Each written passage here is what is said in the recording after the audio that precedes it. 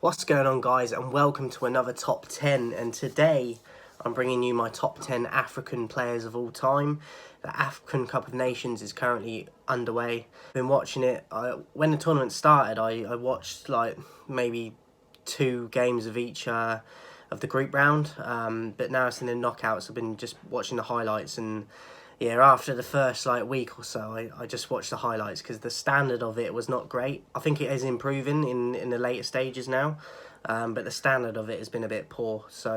But as it's a current thing running in a competition at the moment, I thought I'd do my top 10 African all-time top players.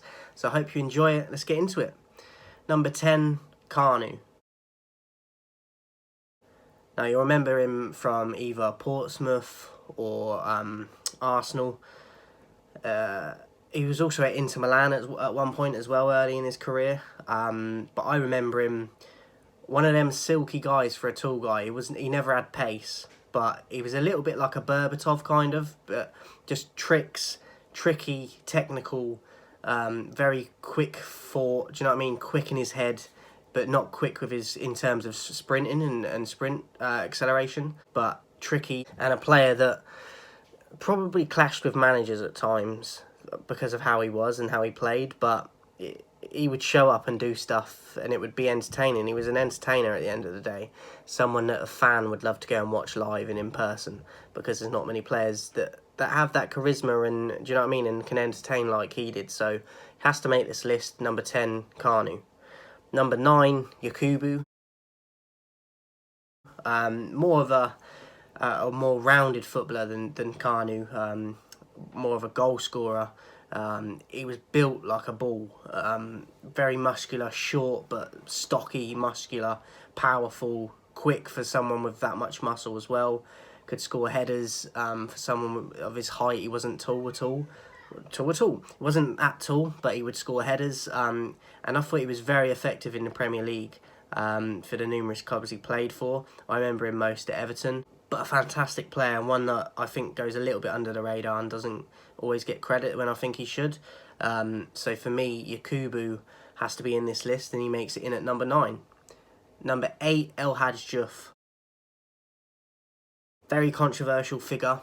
I think at every club he's been at, he's fell out with the managers and players, and because he's got that arrogance and self-confidence about him. Maybe not all the time whilst backing it up, but he was a good player. And I think he did struggle with consistency through his career, and his attitude obviously got him in a lot of shit. But I think on his day, he was very good. I first remember him in the 2002 World Cup for Senegal. Scored a goal against France. And from then on, and then Liverpool got him. But I remember Gerrard talking about him, saying that he didn't like him, and I've heard managers say they don't like him, and he had an attitude problem, and I've heard numerous people say it. But he could do special things on occasions in games. Now, as I said, he struggled with consistency, but sometimes he would pop up with brilliance, and probably not the best trainer, or do you know what I mean? But he had moments, and I think that he deserves to be on this list despite all the off-the-field stuff and being a bit of a pain in the arse. I think as a footballer, he was very good. So Hajj, number 8 for me.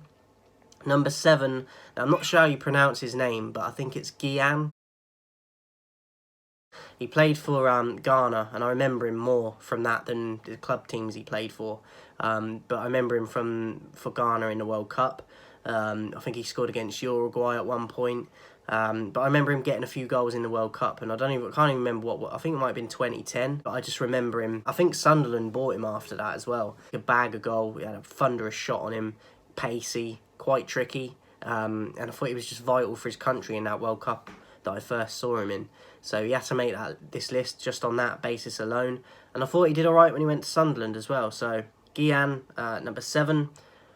Number 6 had a long name, so I'm not even going to try to pronounce the whole name. But I remember him, the first ever African Cup of Nations I remember watching. Can't even remember what year it was. But this guy, I believe, finished top scorer for Tunisia. And it was Santos. Small guy from what I remember. As I said, he bagged goals. He was clever in his movement, a little bit like an Inzaghi.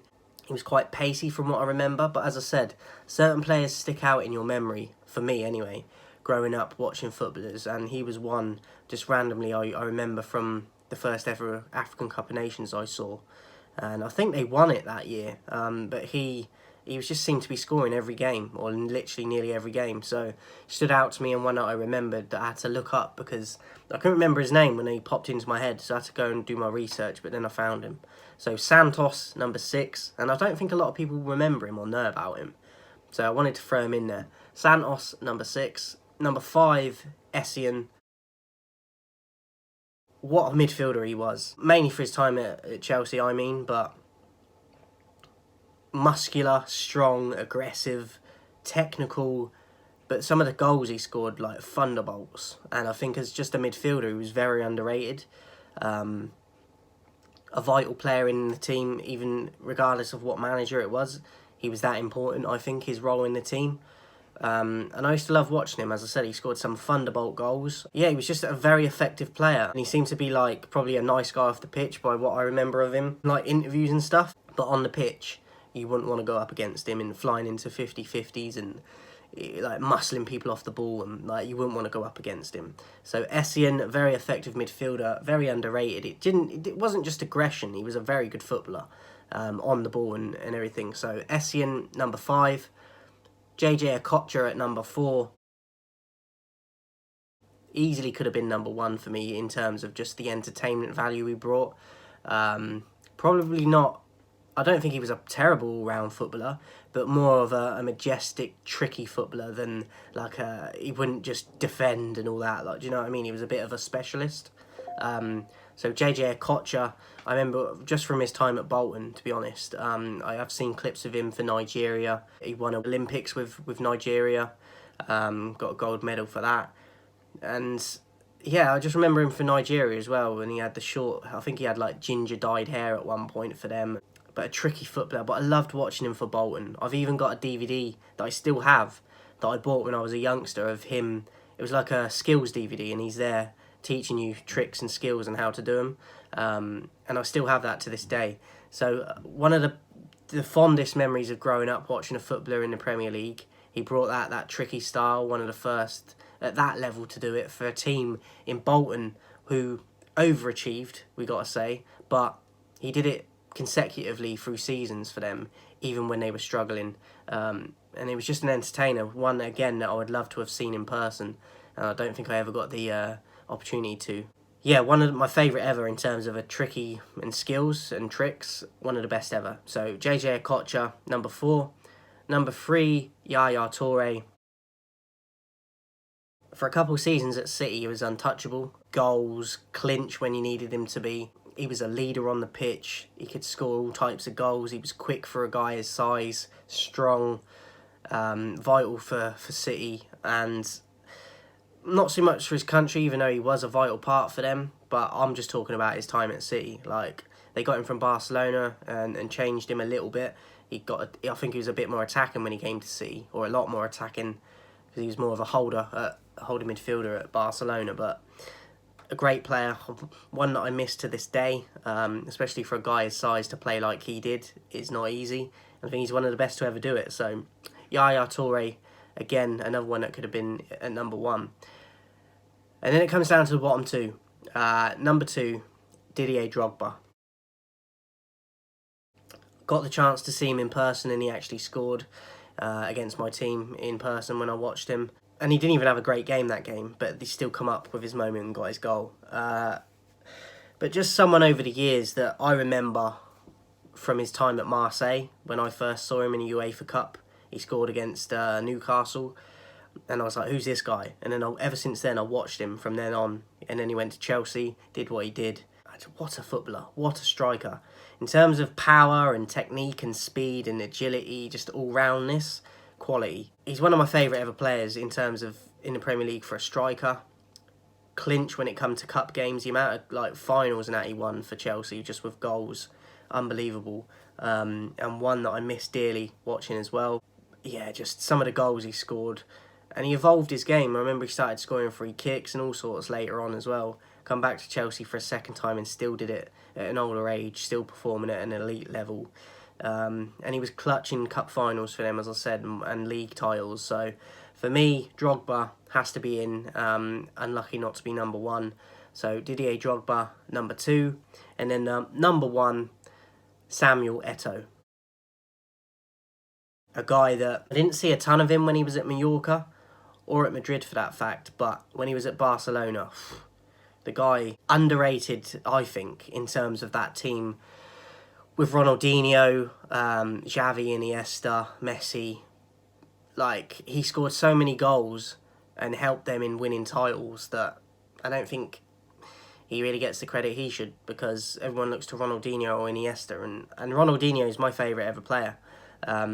But Etto was so underappreciated, I think, in them teams.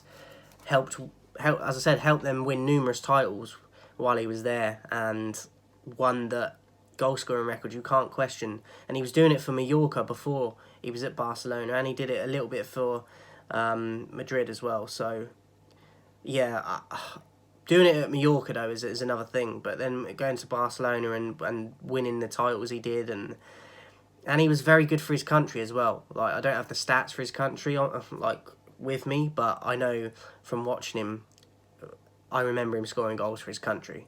A great player. Obviously, he come over to played for Everton a little bit at the end of his career there, so it wasn't the peak Etto we were getting, but a guy that I think is very underappreciated and undervalued. So has to make this list. And for me, it's hard to pick a number 1. Toure, Drogba and Etto all could be number 1 for me, but I think Etto deserves it off the career he had and the titles and the goals he scored and the players he played with. And he did it at Mallorca before a lot with lesser players, and do you know what I mean? So for me, a very underappreciated player, Samuel Etto, and he was clinch. He came up and he delivered when you needed him to. So Samuel Etto also got a goal against Arsenal in the Champions League final that year when they met him. Just clinch, as I said, clutch player, clinch, when you need him, he'll show up. So he's number 1. Samuel Etto is number 1. Hope you enjoyed this top 10, guys, and I'll be back soon with another top 10. Before I go, the target is 2,000 subscribers by the 1st of June. I'm not too far off it, guys, and I appreciate everyone that has been subscribing recently, but we need to keep going and help me on this journey and join me on the road to 2,000 by the 1st of June. I can only do it with your support, so make sure you leave a likes on the video and a thumbs up and share them. And yeah, I'll be back soon with another top 10, guys. See you soon.